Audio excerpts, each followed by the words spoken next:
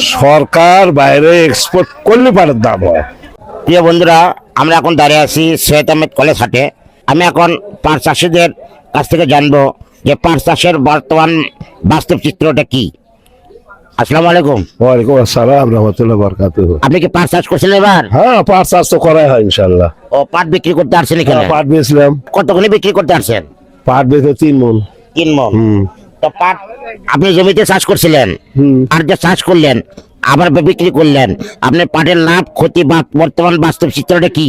না, লাভ খুব একটা হচ্ছে না তো, কারণ খরচ খুব, পাটের প্রচুর খরচ। তাতে দেখা যায় 1 মণ পাটের উপরে পড়ে যায় আমাকে 3,000 3,500 পড়ে যায়। তাতে তো লাভ কয়টা লাভ হয়? লাভ তো খুব একটা বেশি হয় না, খুব একটা লাভ বেশি হয় না। এখন আবাদ করা হয়, না করলে হয় না। আমরা চাষি মানুষ, যার জন্য আবাদ করা লাগে। এই তো বর্তমানে এই যে পাট চাষিদের যে পাটের বীজ, তারপরে যে কারেন্টের, তারপরে হচ্ছে পানি, এইগুলি সর্বমোট খরচ করার অনুপাতে তাহলে পাট উবে নেওয়ার লাগে, আরে আরে বিলত নেওয়ার লাগে, সে ধোয়া ধুইতে বহুত টাকা যায়, কাটতে বহুত টাকা, কাজে বহুত প্রায় 3,500 টাকা পাট পড়ে যায়।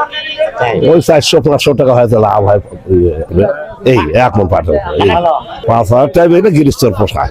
কারণ হচ্ছে কি, খরচ তো মেলা। সরকারের কাছে কত চাইবি আমাকে যে এই পাট এক্সপোর্ট করুক বাইরে, এক্সপোর্ট করলে আবার গাড়িতে 2 টাকা পয়সা পাইবি। 5,000 টাকা বেচলে তার 2 টাকা পয়সা গাড়িতে ঘর থাকে।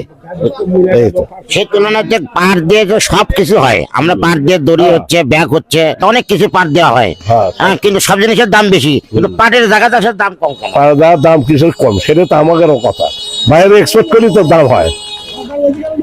সরকার বাইরে এক্সপোর্ট করলে পাটের দাম হয়।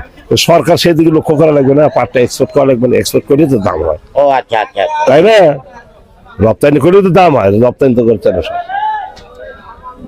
আচ্ছা, আমরা শুনলাম একজন কৃষকের আক্ষেপের কথা যে সরকার যদি এক্সপোর্ট করে কিছু টাকা ঘরে আনতে পারবে। আজ এ পর্যন্তই। জয় রাহান, রূপসী বাংলা টিভি।